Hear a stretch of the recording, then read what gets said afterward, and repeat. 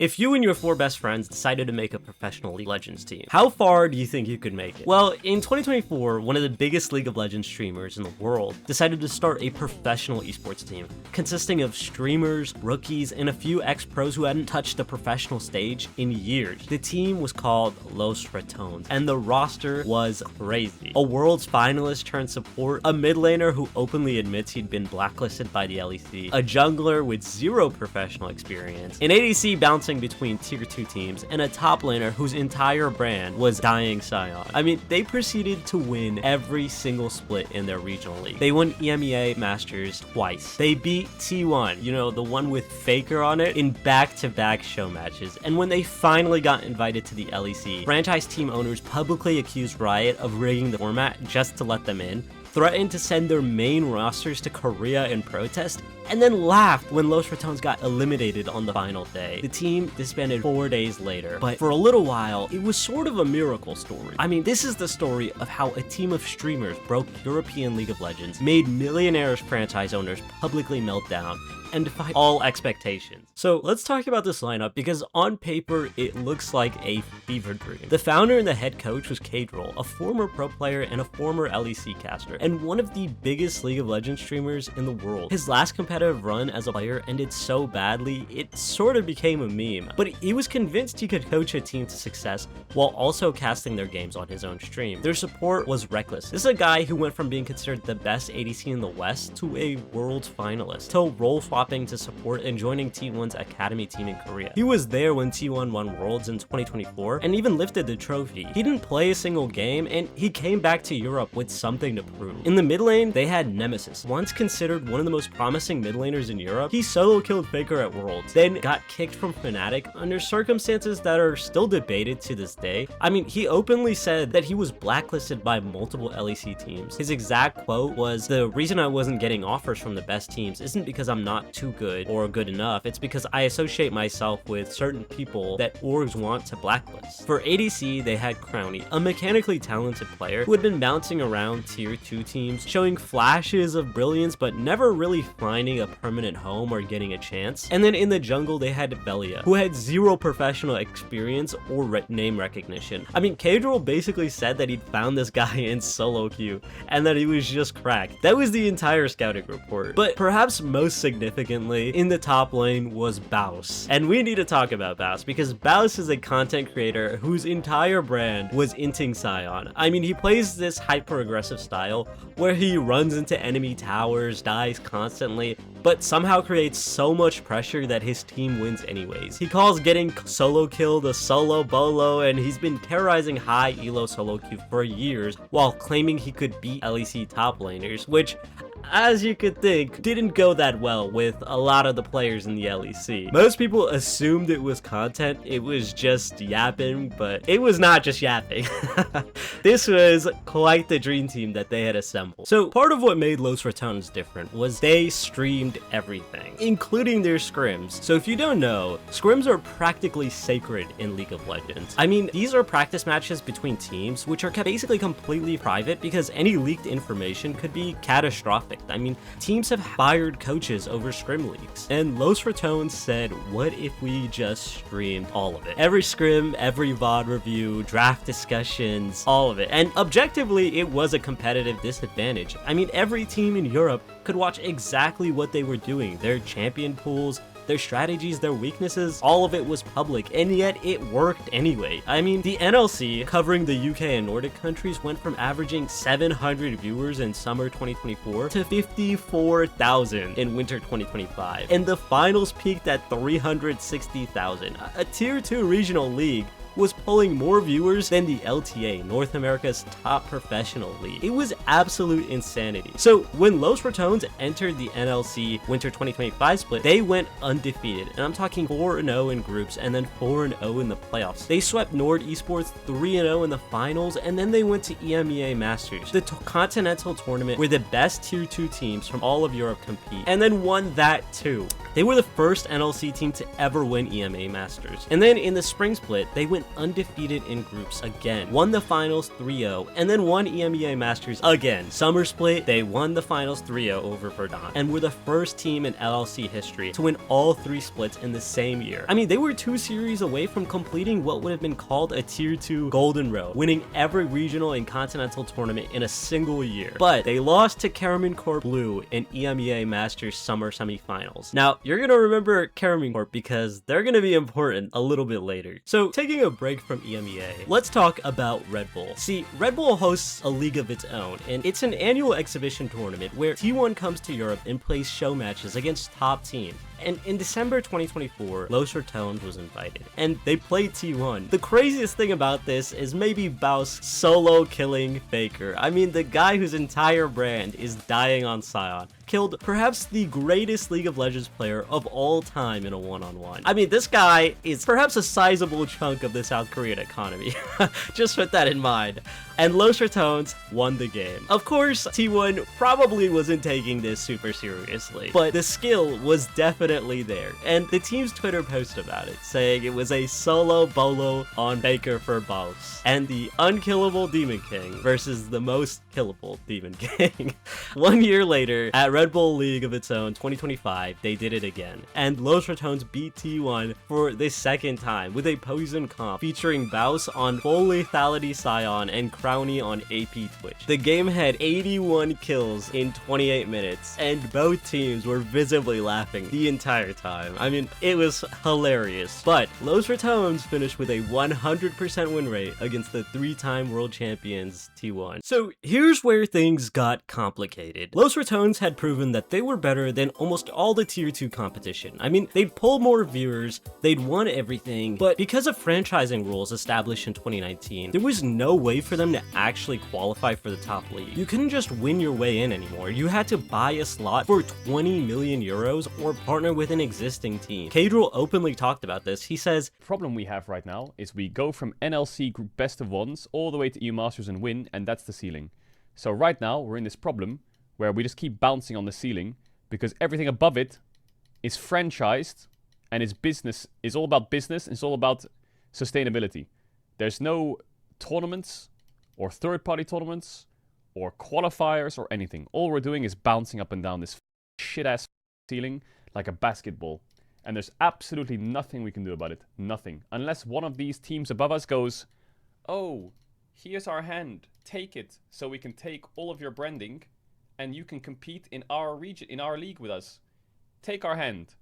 Let us use you." I mean, they were stuck, and then Riot decided to do something about it. In October 2025, right before Worlds, reports leaked that Riot was creating a new format called LEC Versus for the 2026 Winter Split. Instead of the usual 10 franchise teams, it would include 12, adding the EMEA Masters Summer Champions and 1 team invited for consistent standout performance across the 2025 EMEA Masters season. That team was Los Ratones, and franchise owners who had paid 20 million had lost their minds. Now, if you ask me, Los Ratones had earned their spot in the LEC. I mean, they had completely dominated the Tier 2 division, but franchise owners were quite upset about the 20 million that they had to pay in franchising fees. That being said, I don't think it was a good idea to just let Los Ratones stay in Tier 2 forever and just stomp on teams that they were clearly better than. I think the league needed a way to allow Tier 2 teams that were good enough to enter Tier 1 and prove that they had the skill and the talent to play against top tier teams. So Karamin Corp owner Kamito breaks his NDA to publicly rage against Riot. His exact words: he then revealed that not a single LEC team had agreed to the new format and that Riot had pushed it through anyways. Quote, "Let's not lie to ourselves. The new format was completely made to let Los Ratones play in the LEC." And he threatened to send Karamin Corp's main roster to Korea for the entire winter split to boot camp while fielding their academy team in the LEC. Essentially saying he'd rather tank his own team's results than participate in a format he didn't agree to. Movie star Koi was reportedly considering the same move. Now, keep in mind, these organizations paid 8 figures for their franchise slots. The whole point of franchising was supposed to be exclusive access, and now Riot was inviting this streamer team in for free. And Kamito clarified he had no issue with Caedrel personally. He said, "I've got nothing against Los Ratones and Caedrel. They have a right to accept the offer that they've been given," and that he would have done the same, but the problem comes from Riot making bad choices or short-term ones. But the damage was done. Los Ratones was entering the LEC with half the league's owners actively hostile to their existence. Now, in my opinion, I think Riot was stuck in between a rock and a hard place. I mean, the demand for Los Ratones was there, and LEC viewership was on a decline. This was clearly something that audiences wanted. That being said, I can see why owners were frustrated. I mean, this would have been a big financial hit to them in terms of the valuation of their team spots if the format was easily changed in this way. So it was a tough situation. In my opinion, I think Los Ratones should have gotten a spot. I mean, what's the point of having spots if viewership is constantly down? Your 20 million is gonna go down in valuation regardless if viewership continues to decline. And Riot saw an opportunity to increase viewership, thereby increasing your valuation for your team. It was a tough spot for sure. So the day had come. Los Ratones had finally got to play in the LEC, and it was followed by perhaps one of the worst professional starts I've ever seen. They'd lost to Fnatic, they lost to Caedrel Corp, they lost to Caedrel Corp Blue, the Academy team, and were 0-3 to start their LEC career. And then something interesting happened. Every single LEC team stopped scrimming them. I mean, Boss addressed it on stream. He said, "We are locked down." After week 1, teams didn't want to scrim them anymore because they don't think it's worth their practice. And Yamato, their head coach, explained, if teams don't think you're good practice, then they're going to prioritize other teams. We were left in the lurch. We were only scrimming KC Blue that week, and all other LEC teams were scrimming against each other. Caedrel confirmed that after week 1, no other team wanted to scrim them, so KC Blue and them were basically just scrimming against each other. The only other team willing to practice with Los Ratones was Caedrel Corp Blue. The franchise teams actively decided that the streamer team wasn't worth their time. But here's the thing, Los Ratones still managed to turn it around. Starting week 2, Los Ratones started winning. And let me tell you, this was peak esports. I mean, fans were originally posting these ladder images showing the record of Los Ratones going from like 0-1 to 0-3 and then like 1-3, 2-3, and then slowly seeing that turn to reality was maybe one of the funnest and most hilarious things I'd ever seen. They beat Heretics and they beat Shifters, and then suddenly LEC teams wanted to scrim them again. Yamato stated, like, coming into the next week, our scrim schedule was looking a lot more filled out, and that teams that wouldn't practice with Los Ratones when they were 0-3 were really interested now that they were actually winning. And then on week 3, Los Ratones beat G2, the LEC Summer Champions. They beat SK Gaming. They were on a 4-game winning streak. Caedrel explained why teams were finally willing to practice against us. If you scrim against us, we're very different from every other team in the world. If you scrim against LEC teams, they're going to play Renekton, Gnar, Cassante, but when you scrim against us, you won't play that. So it makes sense that teams want to practice against them in case they met them in playoffs, which, considering their start, was so crazy to consider. They then went on to beat Movie Store Koi, co-owned by the same guy whose co-founder had publicly accused the Los Ratones of being about trolling rather than actual competition. And going into the final day of the regular season, Los Ratones had a 5-5 record. They had a 90% chance of making playoffs according to the tiebreaker math, and all they needed was one more win. So let me walk you through the final day, because this was perhaps one of the biggest dopamine crashes that I've personally ever experienced. I mean, we went from the highest highs to the lowest lows on this day. Los Ratones was scheduled to play Team Vitality, who let them get Sion. This was Thebausffs' specialty, a character that no other team had let him play. It was permaban the entire season, and they were able to get it in their deciding game for playoffs. It was insanity, and they entered the game, and it was looking a little bit bad, but Los Ratones were able to turn things around. They had a 5k gold lead. They were breaking down the walls and about to siege the inhibitors for Team Vitality when Nemesis makes a rash play and goes for the tower dive on Yone, where he's quickly bursted down before he can get out of tower range. Team Vitality then rushes their team, breaks their inhibitors, and ends the game. They mounted a comeback, and Los Ratones had lost despite having an overwhelming lead in the game. From that point on, their playoff hopes depended entirely on results elsewhere, and this is where it gets spicy. The next meaningful game for Los Ratones was Caedrel Corp versus Team Heretics. Now remember, KC had already locked in first place. They had nothing to play for, but if they won, Los Ratones would make playoffs, and if they lost, Fnatic and Team Heretics would qualify instead. Well, Caedrel Corp had some extremely questionable quality and level of play. And if you ask me, it's pretty clear that they were not trying their best to win this game. Now, there's a lot of reasons this could be. It could be that perhaps it was a bit of revenge for allowing Los Ratones into the LT. Or it could be that they were trying new comps and they thought that, you know, it didn't matter and they were better off just trying random stuff and testing their comps before playoffs. But regardless, it was quite a bad look if you ask me. Team Heretics beat Karman Corp, and KC fans immediately started celebrating on social media. Not celebrating a loss, celebrating that Los Ratones was eliminated. Kamito, the owner who had broken the NDA to rage against Los Ratones, even being in the league, was seen laughing. He posted what was described as mock frustration on X after the loss, and Los Ratones fans did not take to it kindly. They accused Karman Corp of match fixing and stating that Karman Corp needed to be investigated. One post read, "It's highly likely they were inting this game to try and knock out Los Ratones." It's well known that Kamito was not happy with Los Ratones being into the league. And to be absolutely clear, it's kind of a toss-up as to what actually happened here, and I don't think anyone will be able to say 100%. Heretics did play well, and KC lost the game to a team fighting for playoff survival, but the optics were brutal, and the owners who publicly raged against Los Ratones being in a league